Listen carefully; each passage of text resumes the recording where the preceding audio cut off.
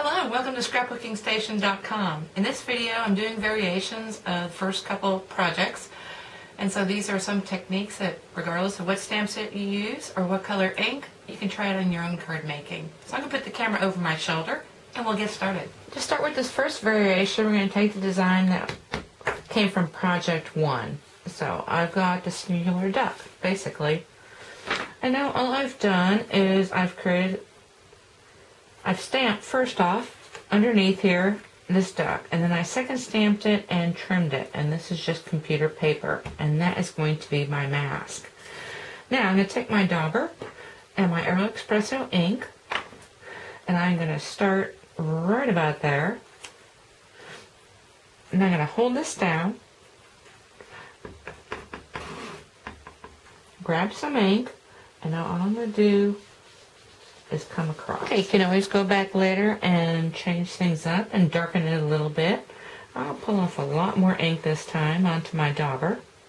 I'm going to move it up. I'm going to shift this over. So I've got a different pattern showing. Okay, and I can always use the top side. So I'm going to flip this over, and this is just a scrap piece of computer cardstock. Dauber up again. Now I want to run into that other one. Now continue layering up over my duck, and when you get to the end, you might want to come this way. After I pulled off the mask, this is what the panel looks like, and then I decided to go ahead and clear emboss the edges, and all that is taking your Versa marker, coming across an edge, and I do one edge at a time. Get a good coat of Versa marker on there, and then sprinkle your embossing powder. And then you've got that on there. Go ahead and heat it up. And this card, I'm going to go ahead and use a Blackberry Bliss panel. And so I've clear embossed the edges of that as well. Okay, since I've got a solid panel on this card, another great variation is to use wide ribbon. So all I've got is a piece of paper twine cording. This is the yellow. And I'm just going to unravel it slowly, so you untwist and you push, and eventually you come up with a piece like this. So I'm going to ink it, so I'm going to bring this back, and you can either go this way, or if you ink up your dauber, you can kind of get both sides at once. So now I've got a piece of wax paper under here, and all I'm going to do is spritz it with some water, and maybe rub it a little bit. It gets very thin, like almost like tissue paper, and you can already see some of the green coming out. There's also purple that's going to come out on this. Okay, after you've let it dry, it comes out something like this, and you can help it along with a hot iron. Just put paper towels on both sides so you don't mess up your ironing board. And then all I did was come across with the edge of my espresso stamp to put these crisscross lines on there. And I'm going to wrap this around the card and then show you the finished piece.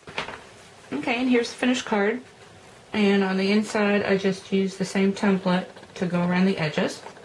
It's a little more daubering, and then I wanted to show you that within my stamp set I go ahead and save these masks, so once I cut them out you can use them again until they actually fall apart. Now, another variation of this, because it is, you have to be real careful when you're coming around a mask, and so in this one I went ahead and embossed the duck, trimmed it out. The back panel is just all the way across and then stamped with some wheat.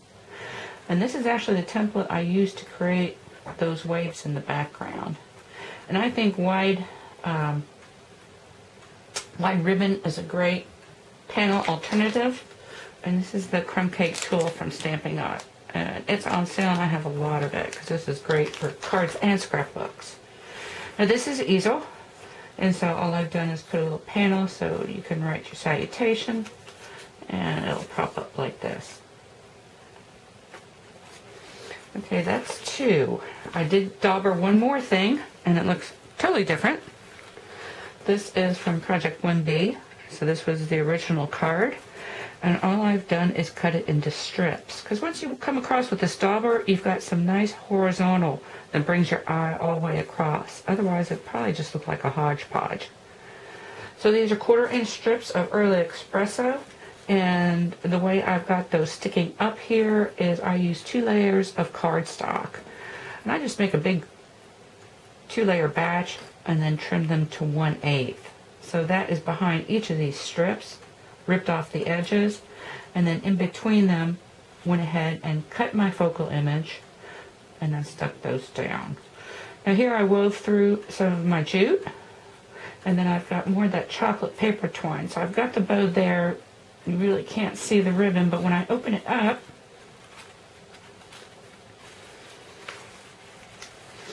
I use the back side of my ribbon, so cutting slices into the cardstock, finishing up, stamping it, and then you've got this whole place here. Okay, now I've got my water out for a spin. Let's make a whole panel. Okay, on this next technique, we're going to mess with projects that we did in I did in Project 2 video. So the first thing I want to do is put some ink on my wax paper.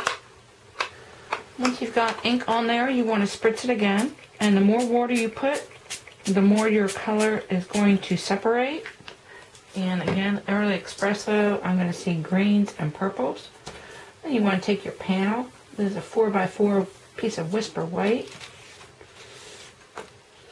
And it's going to look something like that. And I really want this color to separate, so I am going to saturate this panel. You could let it dry like that. Actually, that's really pretty. But I want more of a molted look. And so I'm going to pick up some more ink. And you can already see the green coming through on the back. So again, you can let this dry, or you can help it along with your iron. The great thing about these panels is everyone turns out different, and they're all two-sided. So actually, this is my original Whisper White, and if I flip it over, it's got way more green on it. This is a panel of Hello Honey. Do some different things also. I just keep adding water and ink, and this is a piece of computer cardstock. And so I'm going to pick one of those and stamp it. Before I do so, this card actually takes cutting some windows into your cardstock.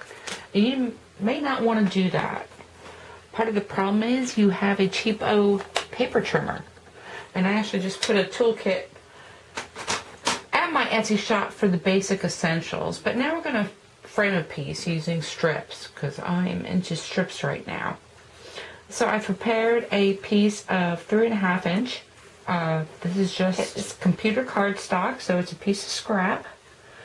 And I am building a frame. So similar to a window, but not quite. And all I've done is put glue here and attach this one, then put glue, attach this one. And now for this last one, I actually started working on it ahead of time. But I want to glue it here.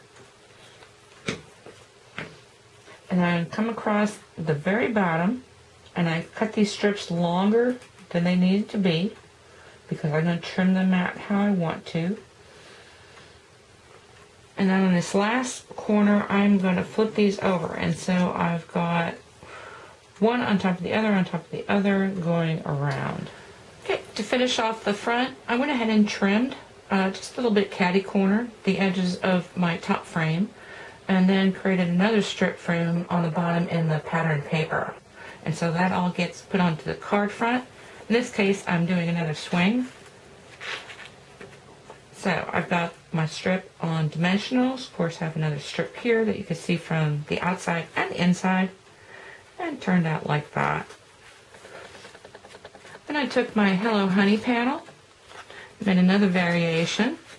So this one, again, I've got a strip frame, but this time I chose to put corners on it and just a little tip to make these photo corners. If you make the squares, especially when they're matted like this, now this is going to be exaggerated because it's a little bitty piece, but you can see where if you put the smaller square on top of the larger square first and then cut diagonally, there's a lot less little pieces to put together. Those are propped up, and then underneath, before I attach the front panel, I've got another piece of the tulle, this time Early Espresso, and I wrapped it around the front panel before attaching the back. Added a couple strips and some stamping.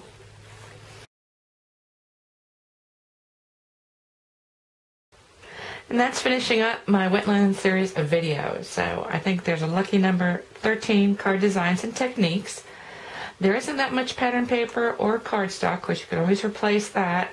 Plenty of dimensionals, plenty of scraps of ribbon, and of course you've always got your Versamarker, your Early Espresso ink, and your versatile stamp set to use again and again, and your dauber.